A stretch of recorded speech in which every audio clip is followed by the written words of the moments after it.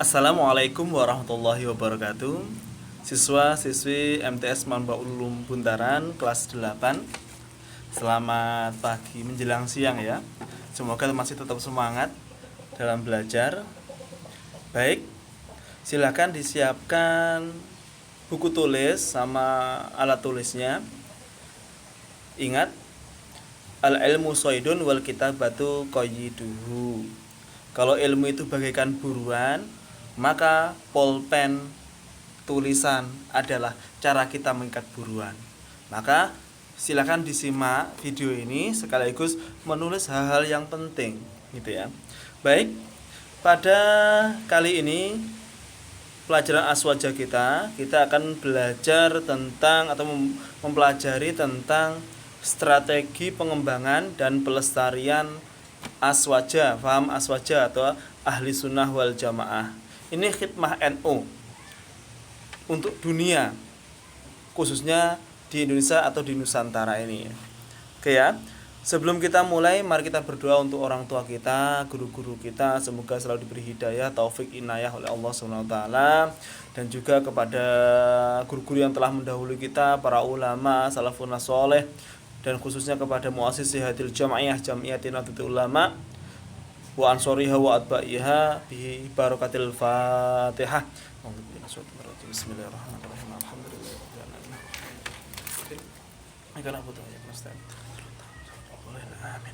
Nah, sekarang kita masuk dalam pembahasan yaitu tentang pengembangan dan pelestarian faham aswaja. Oke.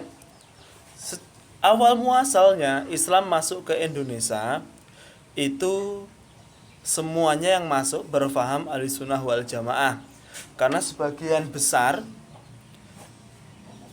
pendakwah yang di Indonesia itu beraliran tasawuf sufi, beraliran ahlussunnah wal jamaah, gitu ya.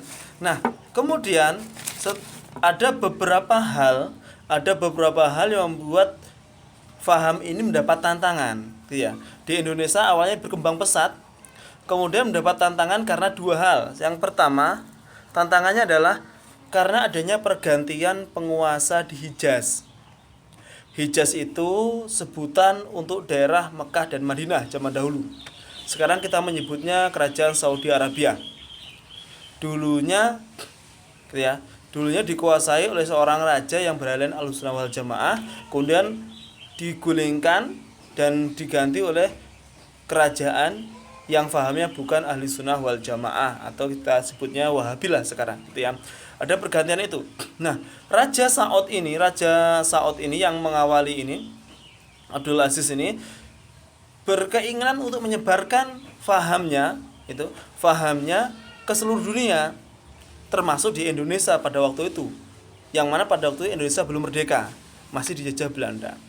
Yang kedua, di Indonesia datanglah beberapa kelompok baru, disebutnya kelompok pembaharu. Biasanya mereka sangat getol mengajak kepada ketauhidan, bahasa mereka ya, ketauhidan dalam tanda kutip ya, bahasa mereka. Kita kenal dengan TBC, tahayul, bid'ah, khurafat dan sebagainya. Dikit-dikit bid'ah, dikit-dikit tahayul, dikit-dikit khurafat, dikit-dikit dosa, dikit haram dan sebagainya lah. Insyaallah kita tahulah siapa kelompok mereka itu. Ya. Jadi datangnya dua hal ini membuat ahli sunnah wal jamaah, kelompok ahli sunnah wal jamaah, para ulama mulai berpikir, ada tantangan baru selain mengislamkan Nusantara, mengislamkan orang Indonesia. Tantangan barunya adalah orang-orang yang membawa faham ini atau pengen mengubah faham ahli sunnah wal jamaah kepada faham mereka.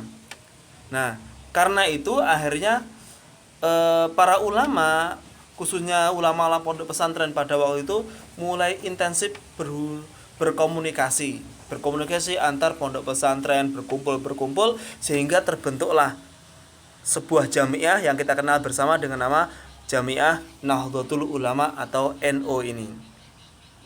Ya, NU ini. Oke. Sekarang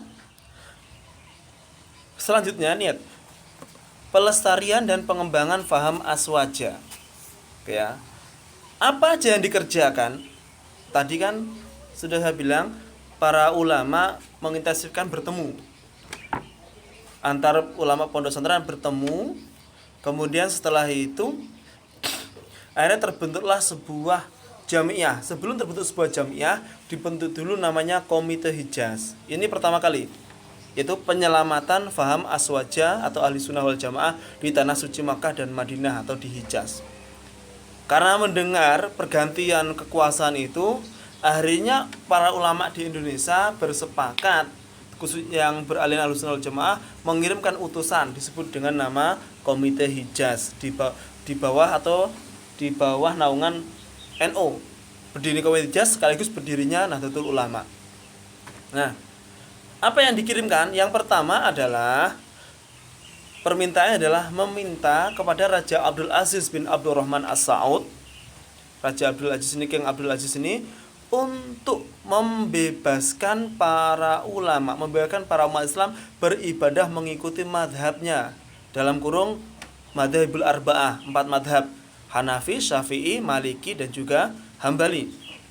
Sehingga usulan dari NU adalah imam sholat Jumatnya bergantian. Misalnya Jumat sekarang imamnya dari madhab Hanafi, minggu depan imamnya dari madhab Hambali, minggu depan imamnya dari madhab Syafi'i, minggu depan dari madhab Maliki, dan seterusnya. Jadi berputar 4 madhab ini agar dibebaskan. Tidak boleh pemaksaan bermadhab. Yang kedua, meminta agar tempat-tempat atau situs-situs bersejarah dalam agama Islam dilestarikan, seperti makam Nabi Muhammad tidak boleh dibongkar, makam Sayyidatuna Khadijah, makam dan sebagainya, situs-situs itu jangan sampai dibongkar. Itu permintaan dari ulama ahli sunnah atau ahli sunnah wal jamaah atau NU kepada Raja Abdul Aziz bin Abdurrahman As-Saud. Nah, itu pertama kali kegiatan yang dilaksanakan oleh NU dalam menjaga dan melestarikan faham ahli sunnah wal jamaah. Itu yang pertama ya. Yang kedua,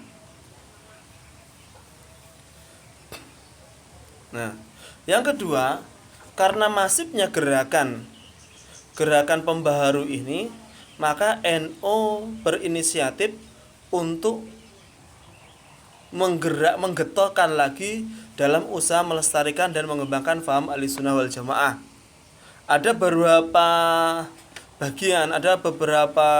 bagian dalam pengembangan ini. Yang pertama, dalam bidang pendidikan. Dalam bidang pendidikan, NU mempunyai dua pelopor utama, yaitu RMI dan Ma'arif. RMI, kepanjangan Robitoh Ma'ahid Islamiyah, itu adalah lembaga di bawah naungan NU yang bertugas menjaga dan mengkoordinir pondok-pondok pesantren di bawah naungan NU. Apa yang dikerjakan? Pertama adalah RM ini memotivasi dan pengembangan sistem dan metode pendidikan di pondok pesantren. Jadi selalu terus dibuat pengembangan. Karena pondok pesantren merupakan salah satu atau mungkin satu-satunya lembaga tertua di Indonesia untuk agama Islam. Dari zaman dahulu sudah ada, gitu ya. Dan berkembang pesat melalui pengajian kitab kuningnya dan sebagainya. Makanya terus disokong terus oleh RMI untuk sistemnya dikembangkan sehingga tidak kalah dengan metode-metode yang baru. Yang kedua, mendukung dan membuat penelitian-penelitian tentang kitab kuning yang ada dalam pondok pesantren untuk dicek ini benar-benar pengarangnya adalah ahli sunnah wal jamaah, ulama dari ahli sunnah wal jamaah atau bukan, ya. Penelitian ini juga akhirnya membuat berbagai kegiatan seperti musabaqah dan sebagainya, sehingga anak-anak alumni pondok pesantren bisa mengukur dirinya, saya sudah menguasai atau belum dan sebagainya. Yang ketiga, mengajak kepada pondok pesantren, mengintensifkan lagi dakwah kepada masyarakat sekitar. Jadi pondok tugasnya bukan cuma mengajar santri-santrinya, tapi juga mendakwahi tetangganya, mendakwahi lingkungannya, gitu ya. Makanya kita sering lihat kebanyakan pondok-pondok pesantren yang lama itu dibangun di tempat-tempat yang bukan tempat yang baik, ya. Biasanya bekas tempat pelacuran, tempat di mana banyak sekali pembegalan dan sebagainya, dibangun di situ pondok. Jadi para kiai, para ulama dahulu dengan keilmuan beliau, kewaraan beliau dan kehebatan beliau, mereka membangun pondok untuk mendidik santri-santrinya sekaligus juga mendidik para masyarakatnya sehingga bisa berlaku islami. Itu RMI. Yang kedua dalam sektor pendidikan adalah ma'arif. Jadi lembaga-lembaga yang formal. Jadi SD, MI, TK, SD, MI, SMP, MTS, aliyah, perguruan tinggi itu di bawah naungan ma'arif, gitu ya. Nah, itu yang di bawah naungan ma'arif, itu kegiatan ma'arif adalah yang pertama merumuskan kurikulum. Sehingga antara MI, antara SMP, SD, SMA di bawah naungan ma'arif, kurikulumnya tidak terlalu berbeda jauh. Ada kurikulum wajib yang harus diajarkan kepada santri-santrinya. Salah satunya adalah tentang ahli sunnah wal jamaah atau aswaja ini, atau kita juga sering menyebut dengan ke-NO-an. Ya, ini ya. Jadi ini dalam sektor pendidikan, usaha NO dalam sektor pendidikan untuk mengembangkan dan melestarikan faham ahli sunnah wal jamaah. Tadi Pak Indro ngomong tentang sekolah formal dan non formal. Sebenarnya kalau ngikuti aturan sekarang tidak ada lagi formal maupun non formal, karena pondok pesantren Madin sudah diakui oleh pemerintah. Jadi sekolah semua ya sekolah, pendidikan semua pendidikan. Itu ya. Itu yang di sektor pendidikan. Kemudian kegiatan NO atau usaha NO dalam melestarikan faham ahli sunnah wal jamaah, ya, non pendidikan itu apa aja? Yang pertama pengajian, otomatis ya. NU terkenal dengan pengajiannya. Ya. Acara apapun ada pengajiannya. Pernikahan ada pengajiannya, sunatan ada pengajiannya. Apapun lah kegiatan NU itu hampir semua ada pengajian. Niatnya buat apa? Bukan cuma buat rame-rame, tapi yang paling pertama adalah dengan adanya pengajian itu ulama punya waktu untuk mendidik masyarakat. Ulama punya waktu untuk mencerdaskan masyarakat, terutama tentang ahli sunnah wal jamaah. Yang kedua, mengintensifkan lagi Lailatul Ijtima. Ingat ya kemarin pelajaran kelas 7, Lailatul Ijtima adalah perkumpulan warga-warga NU setiap tanggal 15 bulan Komariah. Jadi tanggal 15 di bulan Komariah. Isinya apa? Di situ ada dibaan, solawatan lah, samalah solawatan, pengajian, majelis ta'lim dan sebagainya, semua kumpul di situ. Nah, di situ ada penambahan ilmu, ada pemahaman ulang tentang ahli sunnah wal jamaah, pengajaran ulang tentang ahli sunnah wal jamaah, sehingga masyarakat tidak mudah kena bujuk rayu atau tertarik dengan paham-paham yang baru. Kalau kita akui sebenarnya beberapa saudara-saudara kita yang pindah dari NU ke madhab yang lain, dari ahli sunnah ke madhab yang lain, bukan karena mereka pengen, bukan karena mereka merasa itu lebih baik, tapi karena mereka tidak tahu paham mereka. Nah, inilah tugas sampeyan kelas 8, nantilah sudah belajarlah yang rajin, jadi alim, jadi apapun Anda bisa mengajar saudara-saudara Anda, mengajar tetangga-tetangga Anda tentang ahli sunnah wal jamaah. Kegiatan selanjutnya adalah melestarikan amalia NU. Apa aja itu? Banyak. Ya, lihat di sekeliling kalian, apa aja itu kegiatan amalia NU? Dari yasinan, tahlilan, apalagi solawatan dan sebagainya, selalu digalakkan. Yang terakhir ada kegiatannya adalah peringatan Hari Besar Islam, itu selalu disemarakkan. Untuk apa? Satu, untuk membuat untuk membuat orang NU itu bangga. Oh, saya itu NU itu besar, bangga. Yang kedua, ketika mereka bangga dengan itu, kita masukkan tentang paham-paham ahli sunnah wal jamaah, kita ajari tentang apa itu NU, apa itu ahli sunnah wal jamaah. Mereka akan paham, sehingga selain bangga, mereka juga mengerti tentang ahli sunnah wal jamaah. Itulah kegiatan-kegiatan NU dalam apa? Dalam mengembangkan dan melestarikan paham ahli sunnah wal jamaah. Ya, itu tadi materi, ya, itu tadi materinya. Silakan dipahami, dibaca-baca ulang. Kalau kamu punya kesempatan di rumah, jangan cuma main, bantu orang tua, Kalau sudah cukup kalau sudah selesai bantu orang tuanya, coba kamu browsing, nyari-nyari, buka buku, belajar. Yang penting jangan sampai waktu kamu di rumah yang terus-terusan ini menjadi waktu yang tidak berguna. Jadikan yang berguna seperti membantu orang tua, belajar, ibadah, baca buku dan lain sebagainya. Itu saja.